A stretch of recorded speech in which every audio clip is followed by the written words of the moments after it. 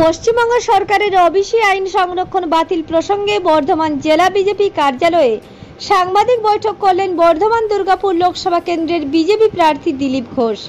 সাংবাদিক বৈঠক থেকে দিলীপ ঘোষ বলেন, মহামান্য কলকাতা উচ্চ আদালত পশ্চিমবঙ্গ সরকারের ওবিসি সংরক্ষণ আইন বাতিল করেছেন। 5 লক্ষ ত্রুটিপূর্ণ সার্টিফিকেট বাতিল করা হচ্ছে।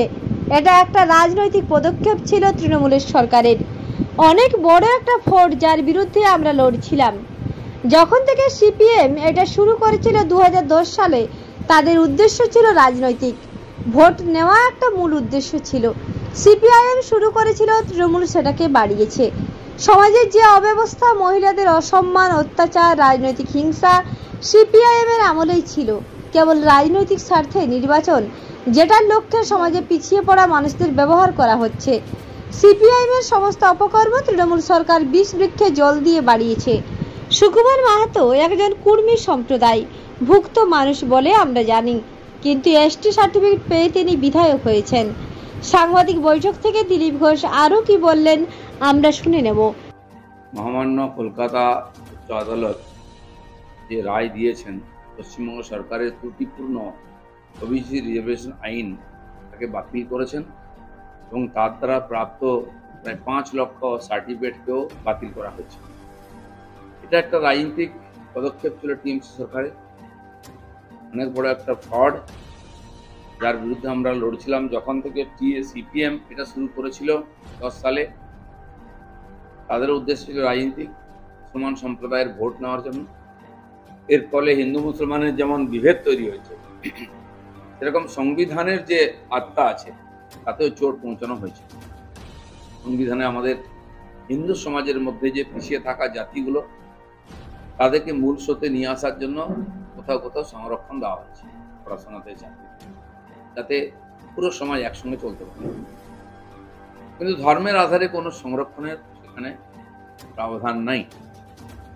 কিন্তু সিপিএম এটাকে শুরু করেছিল, টিএমসি সেটাকে বাড়িয়ে নিয়ে তার সুযোগ। সিপিএম অনেক অপকর্ম শুরু করেছিল, তাদের আমলে চিটফান্ড শুরু হয়েছিল, এটা আজকে মহিরুহ ধারণ করেছে। 80,000 বা 1 লাখ কোটি টাকার তাতে দুর্নীতি হয়েছে। শাহজাহান শেখের মতো নিজকে মস্তানদের তারা মস্তান বানিয়েছিল, হাতে পিস্তল তুলে দিয়েছিল। আজকে টিএমসি তাদের মহিরুহ বানিয়ে AK-47 তুলে দিয়েছে। তারা বড় গুন্ডা হয়ে গেছে, নেতা হয়ে গেছে। ফলে সমাজে যে অব্যবস্থা, মহিলাদের উপর অত্যাচার, রাজনৈতিক হিংসা এবং দুর্নীতি বেড়েছে, টিএমসি এই সমস্ত গাছগুলোতে বিষ গাছে জল দিয়ে বাড়িয়ে এটা করেছে। ঠিক সেরকম কেবল রাজনৈতিক স্বার্থে, কেবল ইলেকশন জেতার জন্য সমাজের পিছিয়ে থাকা অংশকে আর বারবার ব্যবহার করা হয়েছে। তোমাদেরকে গরিব রাখা হয়েছে, দিয়ে তাদের সামনে ললিপপ দেওয়া হয়ে গেছে, তোমাদের ওবিসি করে দেওয়া হয়েছে। যে সার্টিফিকেট দেওয়া হয়েছে এবং এই সার্টিফিকেট ইস্যু করার জন্য প্রত্যেক ব্লকে বিডিও অফিসে একজন স্পেশাল অফিসার বসানো হয়েছিল। যে কোনো মুসলমান গেলে তাদেরকে জাতি শংসাপত্র দিয়ে দেওয়া হবে, আর সেটা দেখিয়ে তারা ওবিসি সার্টিফিকেট পেয়ে যাবে। যতদূর মনে পড়ে প্রায় 151টা জাতি মুসলমানদের মধ্যে বার করা হয়েছে। যদিও মুসলমান সমাজে কোনো জাতপাত নেই ইসলামে, তারা স্বীকার করেন না, কিন্তু ওয়েস্ট বেঙ্গল গভর্নমেন্ট এই এতগুলো জাতি বার করেছে, আরো বোধহয় বেশি হয়েছে পরে। আর তার থেকে প্রায় 71টা না কত জাতিকে তাদেরকে রিজার্ভেশন দেওয়া হয়েছে। তার মধ্যে 71-এর মধ্যে 64টি জাতি মুসলমানের মধ্যে নেওয়া হয়েছে ওবিসি। হিন্দুর মধ্যে মাত্র 4টি জাতিকে ওবিসি দেওয়া হয়েছে। এবং SC/STর যে সুবিধা, সেটাও মুসলমানদেরকে অনেক জায়গায় দেওয়া হয়েছে এবং জাল শংসাপত্র দেওয়া হয়েছে। ST/SC ওবিসি জাল সার্টিফিকেট বহু জায়গায় ধরা পড়েছে। আমি প্রতিবাদ করেছিলাম যে সন্দেশখালীতে এত চলছে সংগ্রাম।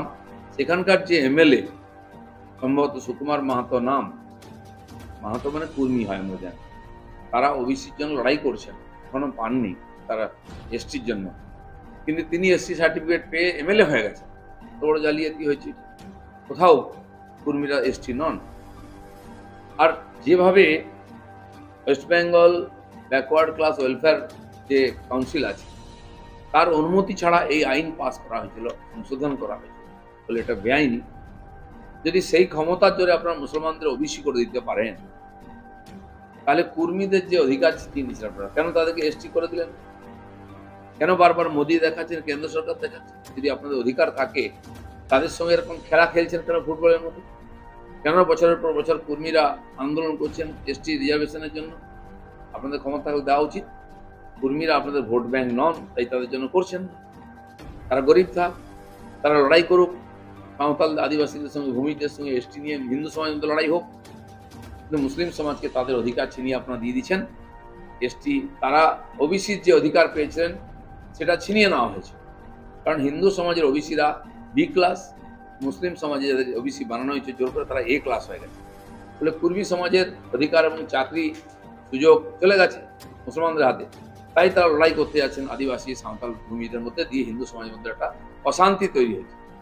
আর এই সমাজ সমস্ত বিজেপির সঙ্গে আছেন, তাই তাদের মধ্যে ঝগড়া বাঁধিয়ে দাও, যে রাজনীতি লাভ নাও, এই চেষ্টা হয়েছে। এই ধরনের অপকীর্তির ফলেতে আমাদের সমাজে যারা পিছিয়ে আছেন তারা আরো পিছিয়ে গেছে। এসসি এসটি ওবিসির সমস্ত অধিকার ছিনিয়ে নিয়ে কাউকে দিয়ে দেওয়া হয়েছে। আমার আরো প্রশ্ন, আপনারা 5 লক্ষ সার্টিফিকেট বিলি করেছেন, বিশেষ করে মুসলিমদের দিয়েছেন ওবিসির, কিন্তু চাকরি কত দিয়েছেন? সার্টিফিকেট হাতে ধরিয়ে একটা ভোট, একটা ইলেকশন পার হওয়া যায়, দুটো ইলেকশন পার হওয়া যায়। কিন্তু মুসলমানরা যে গরিব, তাদের অবস্থার পরিবর্তন করা যায় না, করেন না ইচ্ছা করে। তাই ভারতের মধ্যে পশ্চিমবাংলার মুসলমান সবচেয়ে গরিব। তাদেরকে গরিব রেখে, তাদেরকে ভোট ব্যাংক বানিয়ে, তাদেরকে ওবিসি সার্টিফিকেট দিয়ে বারবার ভোট নেওয়া হবে, তাদের অবস্থার পরিবর্তন হবে না। নরেন্দ্র মোদী তাদের অবস্থার পরিবর্তন করেছেন। গ্যাস দিয়েছেন, শৌচালয় দিয়েছেন, বাড়ি দিয়ে দিয়েছেন, 100 দিনের কাজ দিয়েছেন, চাষিদেরকে 6,000 টাকা দিচ্ছেন, মহিলাদের বাচ্চাদের জন্য বিশেষ ব্যবস্থা করছেন, স্টাইপেন্ড দিয়েছেন। আপনারা শুধু ভোট নিচ্ছেন টিএমসির লোকেরা, তাদেরকে বোকা বানিয়ে। তো আজকে এটা যে অনৈতিক কাজ, সংবিধান বিরোধী কাজ, সেটা আদালতে প্রমাণ হয়েছে, ক্যান্সেল হয়ে গেছে। ফলে চাকরি বিক্রি করে যেন হাজার হাজার যুবক যুবতীর ভবিষ্যৎ নষ্ট হয়েছে। যারা যোগ্য চাকরি প্রার্থী তারা বঞ্চিত হয়েছেন, আর তারা পয়সা দিয়ে বা চাকরি পরীক্ষা না দিয়ে চাকরি পেয়েছিলেন, তাদেরও চাকরি চলে গেছে। এই যে হাজার হাজার যুবক যুবতীর ভবিষ্যৎ নষ্ট করছে। ঠিক একইভাবে ওবিসি শংসাপত্র এতদিন চলেছে, প্রায় 14-15 বছর ধরে, তারা অনেক জায়গায় চাকরিও হয়তো পেয়ে গেছে, তাদের চাকরি চলে যাবে, কারণ শংসাপত্র ক্যান্সেল হয়ে গেছে। যারা ওই চাকরির ওই শংসাপত্র নিয়ে ঘুরে বেড়াচ্ছেন চাকরি পাবেন বলে, তাদের হতাশা নেমে আসবে। আবার একটা বড় সংখ্যক যুবক যুবতীর ভবিষ্যৎকে আপনারা অন্ধকারে ফেলে দিলেন কেবল রাজনৈতিক স্বার্থে। এটা অমার্জনীয় অপরাধ।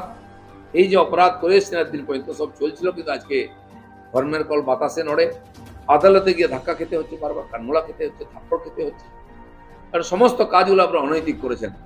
ফলে পশ্চিমবাংলা 10 বছর, 20 বছর, 30 বছর পিছিয়ে যাচ্ছে। ওইখান থেকে আবার শুরু করতে হবে আমাদের।